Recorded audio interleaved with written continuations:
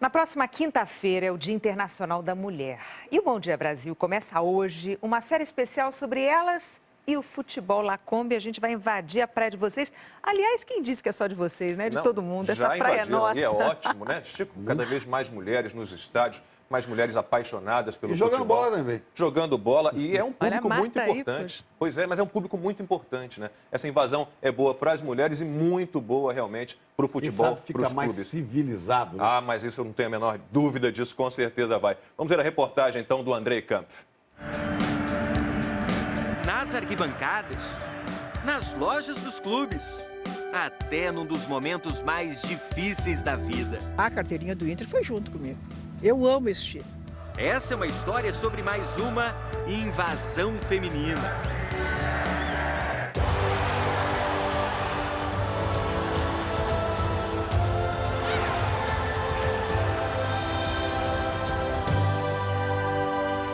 Preste atenção nesta foto.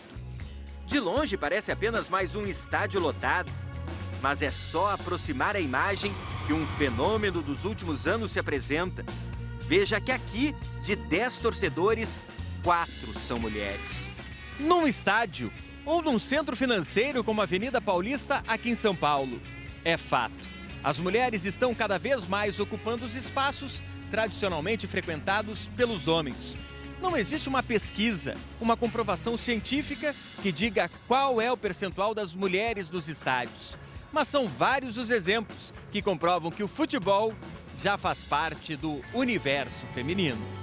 Na loja do esporte do Recife, 30% da clientela é feminina. Na loja dos maiores clubes brasileiros, já são feitas camisas, shorts e produtos especialmente para mulheres.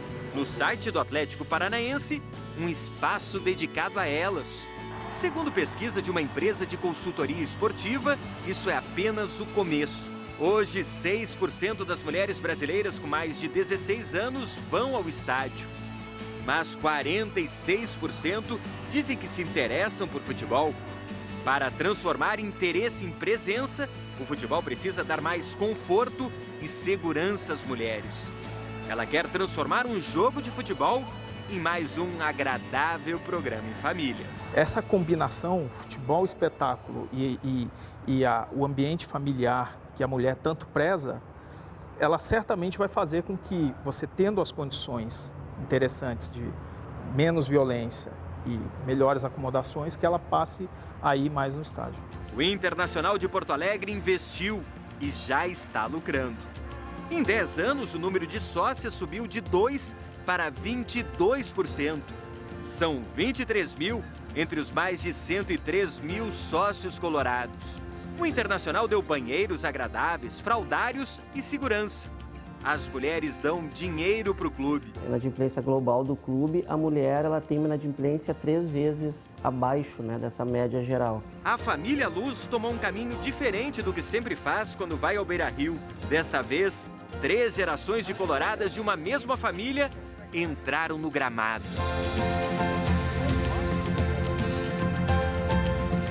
Isso não é pouca coisa. O Internacional faz parte da minha vida, faz parte da minha história, faz parte da história da minha família. Dona Neiva começou o que virou uma tradição na família. Mulher gostar e falar de futebol. Sábados, domingos, que a gente se reúne, geralmente em almoço, o assunto é sempre vir o Inter. Juliana já é da 3ª geração de coloradas da família Luz. O programa preferido dela passa por aqui. Comer o churrasco rapidinho, com pressa, para chegar correndo no Beira-Rio, assistir o Inter ganhar. Com o Internacional, mesmo muito longe do Beira-Rio. A família estava no navio que naufragou na costa italiana em janeiro. As roupas foram perdidas. A carteirinha do clube, Dona Neiva salvou. A minha carteirinha, eu estava sempre com ela aqui dentro da doleira, né? A gente carrega a doleira aqui. A carteirinha do Inter foi junto comigo. Eu amo esse time.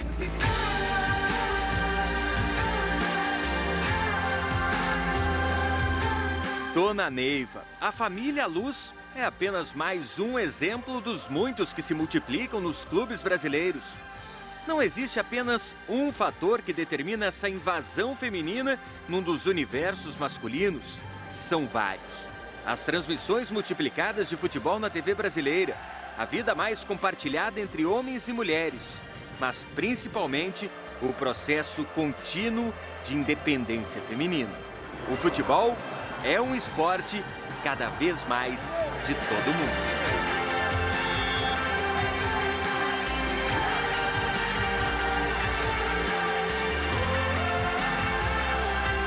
Nós estamos de volta e eu queria perguntar para o Chico Pinheiro que horas são mesmo, Chico? Bom, agora são 8 horas, 14 minutos e 51 segundos. Pronto. Agora ele corrigiu. Gente, a comemoração é só na quinta, mas aqui no Bom Dia, a homenagem ao Dia Internacional da Mulher começou antes. Bom, vem cá, Lacombe. Bom dia. Conta pra gente, ontem você mostrou aqui torcedoras apaixonadas. E hoje, quem são elas? Hoje são as jornalistas, as mulheres que cobrem futebol cada vez em maior número, estão nas redações, nos campos, nos vestiários. E as barreiras para elas, hoje em dia, nessas funções, são bem menores, o que é ótimo, né? O futebol está cada vez se tornando mais um esporte de todo mundo. Vamos ver, então, a reportagem do Andrei Kampf. A Rejane é paulista, tem a Marluce, que é carioca, a Clara, baiana. A mulher precisa dar uma chance pro futebol, e na hora que ela dá a chance, não tem para onde correr. É muito difícil não se apaixonar por futebol. Esta é uma história sobre mulheres craques em futebol.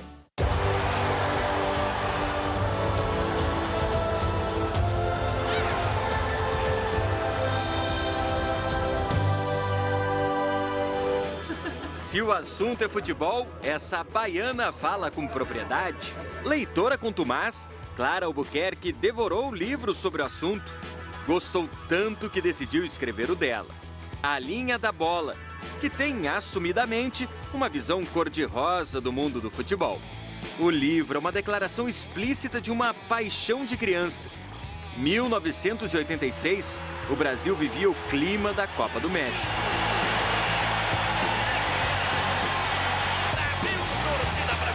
Clara tinha apenas 4 anos e não gostou nada do presente que ganhou da avó. Trouxe para meu irmão uma camisa da seleção brasileira e para mim trouxe uma boneca. E eu fiquei revoltada. Chorei horas porque eu não conseguia entender por que meu irmão tinha ganhado uma camisa da seleção brasileira que estava na televisão jogando e eu tinha ganhado uma boneca. Eu queria participar daquilo também. Ela ganhou uma camisa improvisada da seleção e, com o tempo, a diversão virou profissão. Hoje ela tem uma coluna no jornal, um blog na internet e um quadro sobre esporte na TV Bahia. Hoje, Tudo às Claras vai passar um pouco da teoria para a prática. Eu estou aqui num legítimo baba de... Me preparei para trabalhar com futebol porque é a minha paixão. É uma coisa que eu vivo. Se eu estiver de folga, eu vou assistir futebol. Se eu estiver trabalhando, eu vou assistir futebol. Então, é uma coisa que eu vivo muito, então que está presente realmente. A gente veio até Salvador para conversar com a Clara, mas está cada vez mais fácil encontrar Brasil afora exemplos de mulheres que adoram contrariar uma máxima masculina, aquela que diz que futebol é assunto para homem. Rio de Janeiro. Longe das belas praias, encontramos Marluce Martins. A paixão pelo futebol a levou para o jornalismo.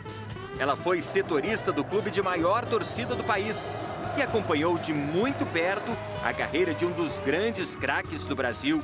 O Romário chegou, em 94 ele foi o melhor jogador da Copa, campeão, e ele chegou em 95 ao Flamengo, com toda a mídia em cima, ele era o centro das atenções.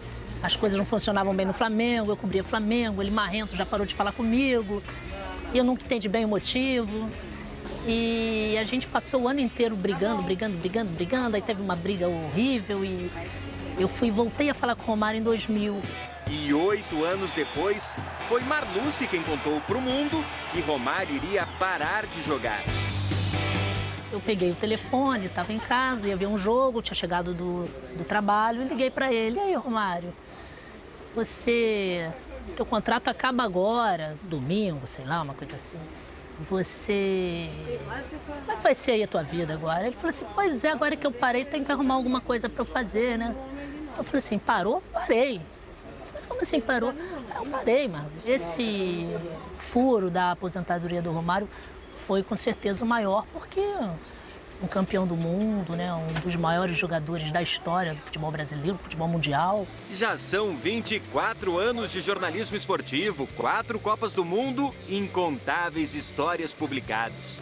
que inspiraram Patrícia Gregório, hoje assessora de imprensa do Vasco da Gama.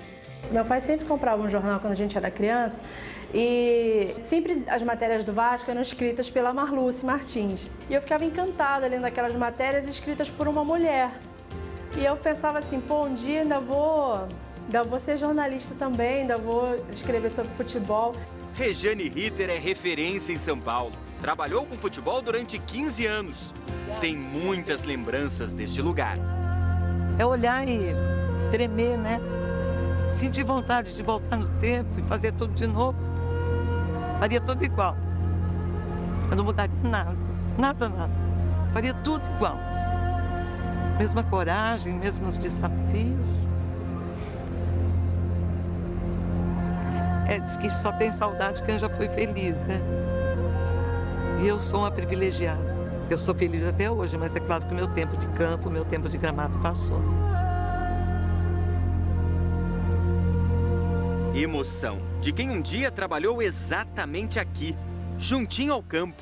Uma precursora, repórter de rádio no início dos anos 80. Um tempo em que as entrevistas depois dos jogos não eram numa sala de imprensa, mas ainda no vestiário. Primeira vez que eu entrei no vestiário, eu tentei me convencer de que aquilo era uma coisa absolutamente normal, que eu não ia ver nada que eu nunca tivesse visto e que eles não iam ver uma mulher, eles estando nus, pela primeira vez. A importância dessa jornalista foi materializada num troféu. O troféu Rejane Ritter, uma homenagem da Associação dos Cronistas de São Paulo às mulheres que trabalham com futebol. Algo cada vez mais comum. Hoje, o número de mulheres credenciadas é 12 vezes maior. Subiu de 8 para 90 jornalistas. A Rejane, a Marluce e a Clara são exemplos de que o futebol segue uma tendência da vida. Acho que esses tabus estão sendo quebrados, né? As mulheres estão participando mais de todas as áreas da sociedade. E aí eu acho que o futebol entra nesse pacote um pouco.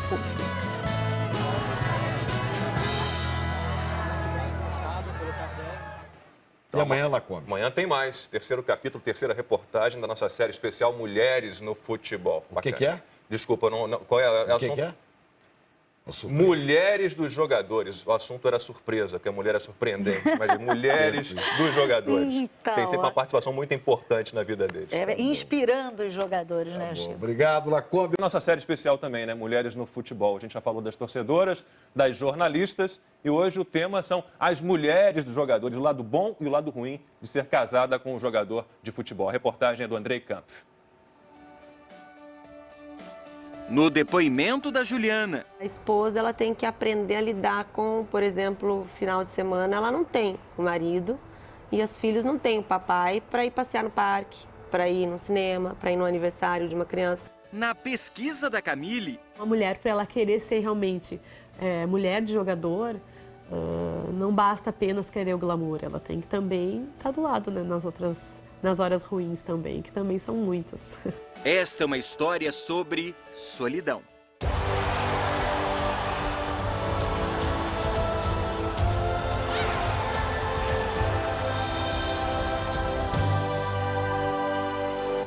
Casando com um jogador, necessariamente a mulher passa a fazer parte desse universo chamado futebol, que vai muito além de um estádio. E com o passar dos anos, ela se dá conta que a vida real é muito diferente daquela sonhada. Acho que a mulher de jogador ela é muito estereotipada e a gente acaba entrando sempre naquele mesmo rol das interesseiras, das que estão do lado do jogador porque ele é famoso, porque tem dinheiro. E, na verdade, o que vive a mulher de jogador é bem diferente daquilo que é mostrado.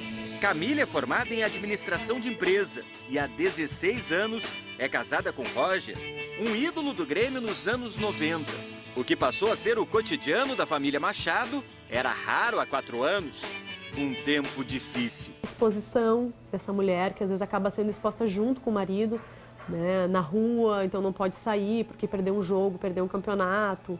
O filho ridicularizado na escola, a mulher sofre com isso. Camille fez pós-graduação em Psicologia do Esporte. Para o trabalho de conclusão de curso, entrevistou 11 esposas de jogadores da primeira divisão do futebol brasileiro. Todas apontaram mais aspectos ruins do que bons no casamento. Dinheiro, estabilidade financeira, viagens são os pontos positivos destacados por todas. Estresse com o final de contrato do marido, lesões, assédio feminino, solidão são os negativos mais citados. Juliana estava sozinha nos 2 momentos mais importantes do casamento. Nos 2 partos das minhas filhas, ele não estava comigo. Ela é casada com Luiz Fabiano, craque do São Paulo. Os 2 se conheceram ainda jovens, no colégio. Em 15 anos juntos, moraram na França, Portugal e Espanha. Juliana segue o perfil da mulher de jogador destacado por Camille. Saiu da casa dos pais muito cedo e abriu mão de uma carreira própria. A gente acaba vivendo essa situação muito altruísta mesmo, de se doar para ele, em benefício dele, mas que acaba sendo, eu penso que acaba sendo em benefício próprio também, porque a gente está beneficiando a nossa família. Para Camille, casar com um jogador já é uma profissão. Então, a esposa, se ela quiser seguir a sua carreira ou uma carreira dentro dessa empresa do marido, ela também pode optar. Para que essa empresa dê retorno em campo, é preciso que tudo esteja bem. E é a esposa quem cuida disso, mesmo que seja difícil. Já teve episódios da minha filha estar com 39 de febre, quase convulsionando, e ele me ligar antes de um jogo importante. E as crianças, tá tudo bem, tá tudo ótimo, tá tudo tranquilo aqui. E eu estava a caminho do hospital, dirigindo que nem uma louca, porque ela estava passando mal. Mais complicado ainda para elas é lidar com um assédio avassalador. A maioria das vezes elas faltam com respeito mesmo, assim. Não importam se é casado, se não é casado, se está com a esposa, se está com os filhos. Elas chegam pedindo beijo, dando telefone. É complicado. Assédio, solidão. E mesmo assim, a imensa maioria dessas mulheres repetiria a frase de Juliana. 100 vezes mais eu faria. Como a gente vê, há muito que se avançar no Brasil contra a violência da mulher, mas também há muitos avanços no mercado, inclusive no esporte. Chega para cá, Lacombe, a gente já falou disso, do avanço, né, das mulheres nas torcidas dos times de futebol também, que é uma coisa boa, né? Pois é, excelente. A gente já viu então um pouquinho das torcedoras na primeira reportagem dessa série especial. E hoje a gente vai conhecer torcedoras diferentes. São torcedoras que enlouquecem pelo time do coração. Mais que o normal, né? São fanáticos. Eu diria até para vocês prepararem os ouvidos. Vamos ver, Renata, não chega tanto, não chega tanto. Não, torcedora. Estamos vendo então a 4ª reportagem da série Mulheres no Futebol. A reportagem é do Andrei Campos. Sozinhas. Ou em grupo.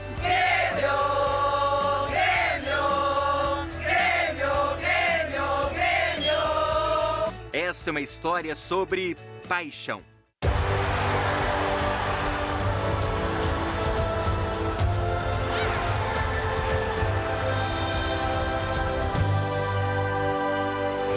Na pele, Leonor tem tatuada a linha da vida.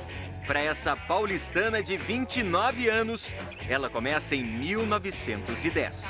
Todo corintiano não nasce no ano que a mãe dá à luz, mas em 1910, depois do casamento dos meus pais, o nascimento do meu irmão, o meu nascimento, aí o campeonato de 90, que eu marquei como o título mais importante da minha vida particular. Eu sei que não é a do Corinthians, mas é o da minha vida.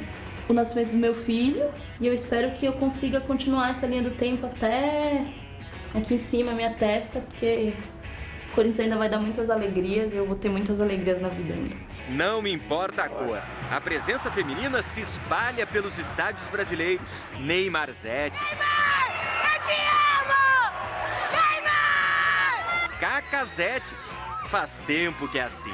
A diferença hoje é que se multiplicam torcedoras apaixonadas por um clube. Vir ao estádio na companhia do pai, marido, namorado, já deixou de ser uma imposição do futebol hoje em dia. Tem também aquelas que vêm até mesmo sozinhas, ou muitas vezes acompanhadas de outras mulheres, e de maneira organizada. Fim de semana em Porto Alegre. As opções de lazer se multiplicam. Mas este grupo de mulheres prefere se encontrar sempre no mesmo lugar. Em frente ao Estádio Olímpico,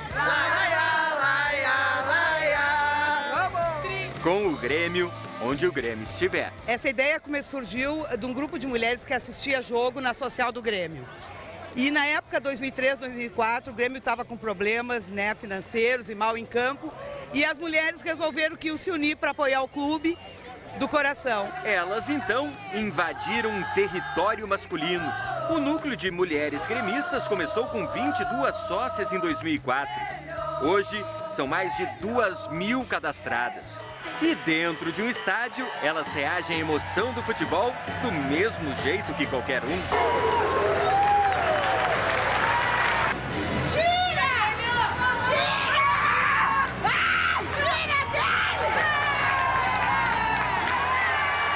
As mulheres gremistas não são revolucionárias.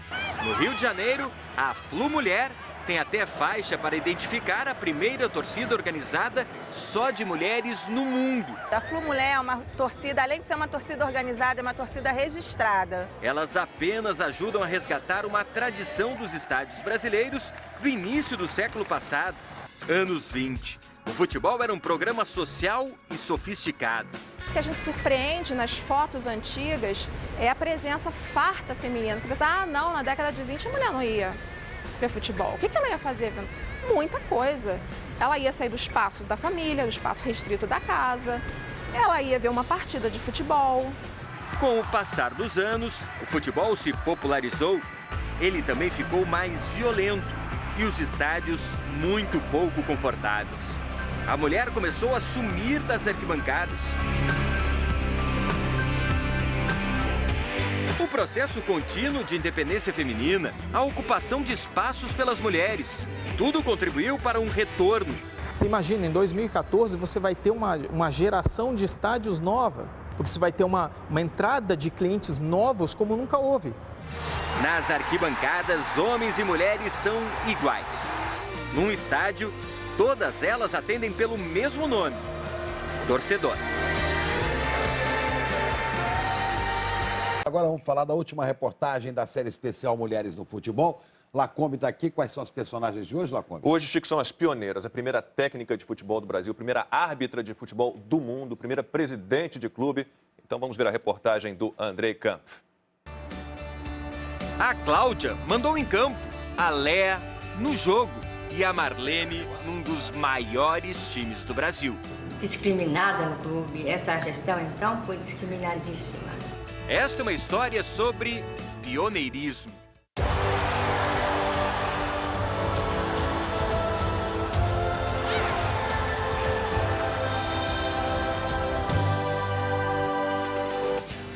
Rio Branco.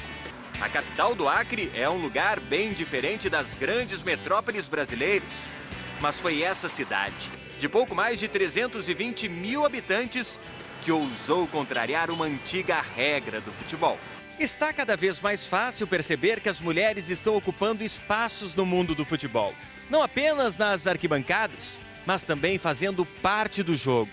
Esta é a Arena da Floresta, o principal estádio de Rio Branco. Aqui, uma mulher fez história ao ocupar o principal lugar num banco de reservas. Determinação, atenção! Sem vacina! Em 2000, Cláudia deixou de ser uma auxiliar técnica para dar as ordens no Andirá. Um time pequeno, sem nenhuma tradição no futebol acreano. No mesmo ano, o Saco de Pancadas se tornou vice-campeão estadual. No ano seguinte, Cláudia perdeu o emprego. Ficou provado que eu tinha condições de treinar, continuar sendo treinadora, né, em qualquer outra equipe. Só que falta confiança. Em Minas Gerais, uma outra precursora teve mais sucesso na ousadia. Anos 70, Léa Campos estudava educação física, ganhava concursos de beleza e ainda se preparava para ser árbitra de futebol. Abracei a profissão de árbitro, que era meu sonho, minha luta para conseguir liberar, abrir uma porta para as mulheres. E isso em plena ditadura militar. Para conseguir o diploma de árbitro reconhecido pela FIFA, Léa agendou uma entrevista com o então presidente da República, o general Emílio Médici. Ele disse, não, você vai apitar e vai receber pelo seu trabalho. Ela apitou centenas de partidas dentro e fora do país e abriu caminhos. 40 anos depois, já é fácil encontrar mulheres apitando partidas de futebol, às vezes auxiliadas por outras mulheres.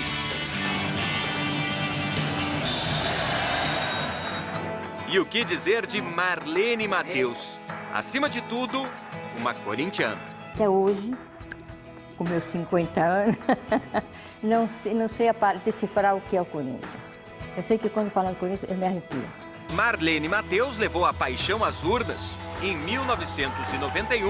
Com o apoio do marido, Vicente Matheus, ex-presidente do Corinthians, ela se elegeu para comandar um dos maiores clubes do futebol brasileiro. Até hoje, sinto muita discriminação no próprio clube. Foram 2 anos do comando do Corinthians, mas o legado de Marlene permanece. Patrícia Amorim é presidente do Flamengo. É um desgaste muito grande, uma entrega muito grande, porque é um trabalho voluntário, mas absolutamente apaixonante. Coragem, paixão, 2 substantivos femininos e tem tudo a ver com futebol.